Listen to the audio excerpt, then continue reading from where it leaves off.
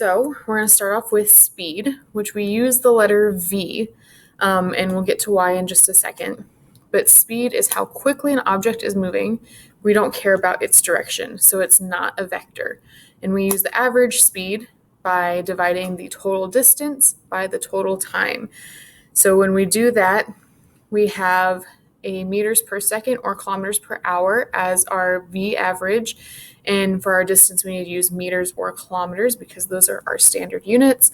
And for our delta T, remember delta T is the change in time. So we're going to go ahead and do the example in the notes. We have runner Usain Bolt ran the 100-meter dash in 9.58 seconds. I know that didn't really translate well. 9.58 seconds.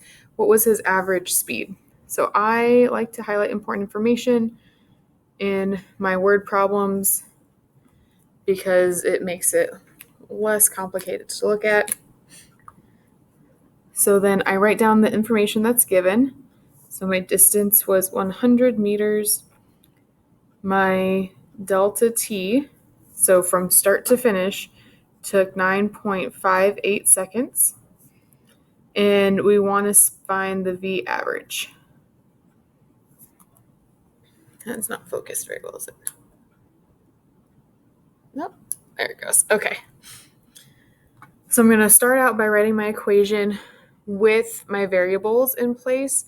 And I always want you to do this because I want to be able to follow along with where you started and where you were going. So I can always give you as much partial credit as possible.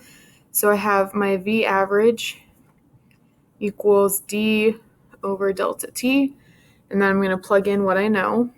So V average equals 100 divided by 9.58.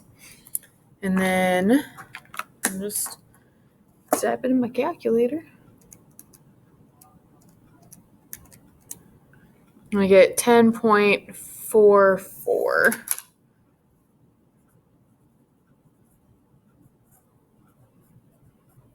And when I look back up at what my units are in, I have meters per second. So I'm writing this at an angle, so my writing got a little off. And then boxed in my answer.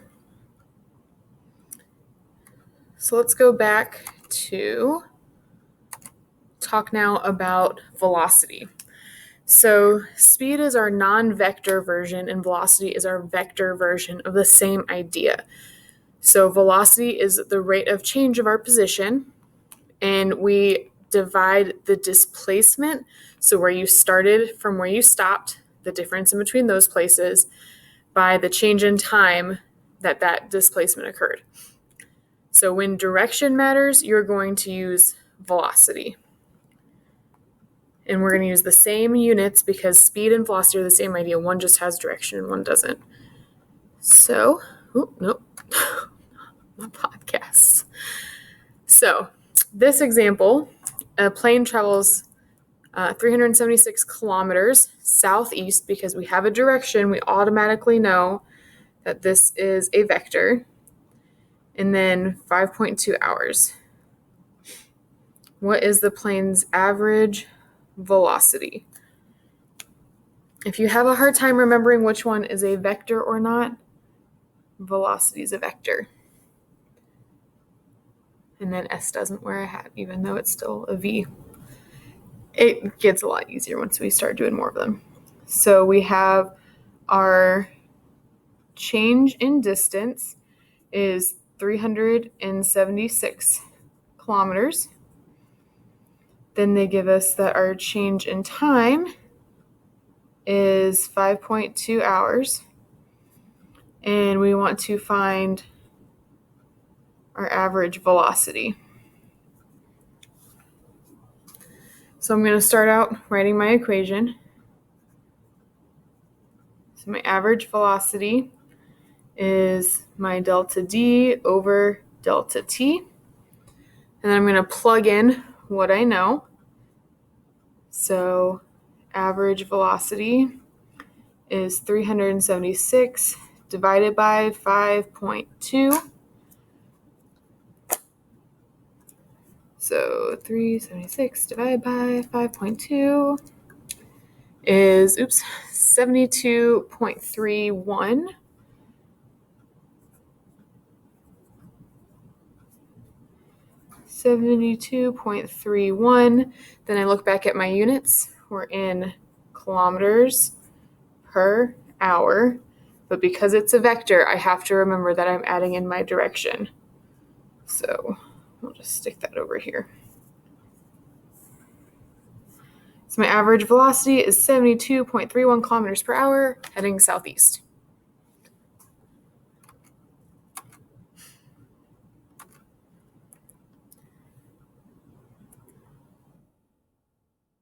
And that is the end of speed and velocity. Just kidding, I'm back. So we're going to go through practice question 5 together and talk about how we're going to sort of solve for the variable inside the equation. So reading through the problem, the Mars rover Curiosity, rest in peace Curiosity, saying itself happy birthday every year. Oh, so sad. Anyway, it has a maximum speed of only 0.14 kilometers per hour. We are not winning any road races. However, it was the only working rover on Mars, so I guess it kind of did. And if it's traveling north for 60 seconds, what is its displacement? So this is a little bit confusing because we are talking about maximum speed up here, and then we are given a direction and asked about displacement, which we usually would associate with velocity. However, velocity and speed are the exact same idea.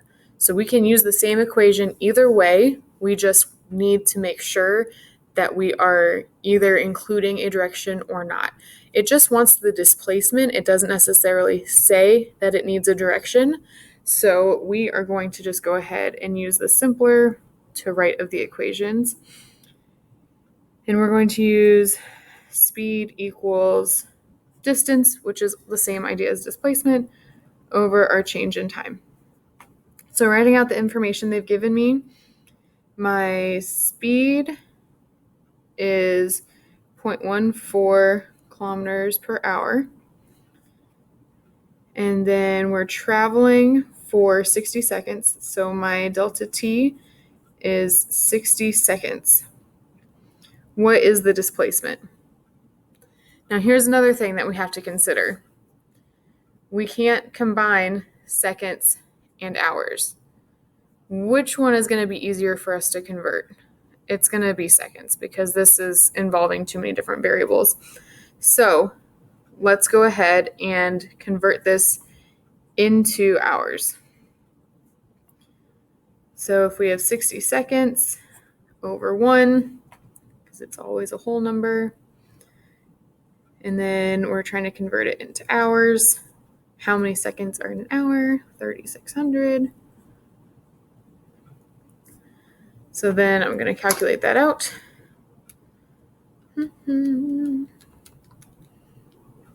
get 0.0167 hours. Very short amount of time. The other thing you could do, which is essentially the same idea, is you know that this is 1 minute. But I took the scientific unit approach. Okay, so now that we have our delta T that we're going to use is 0.0167 hours because we want to make sure we're keeping consistent with our units. I can plug the information I have into this equation. So 0.14 equals D over 0.0167. And to solve for my displacement or my distance, I'm just going to go ahead and multiply both sides by 0.0167 and calculate that out. So I just left this on my calculator. It's going to give me the most accurate number. If I can keep this number here, if you erased it and typed 0.0167, you're just going to get a slightly different answer, but you're not going to be wrong. So I have moved 0.0023 3 repeating, and then I have to go back here, kilometers. It's really not that far.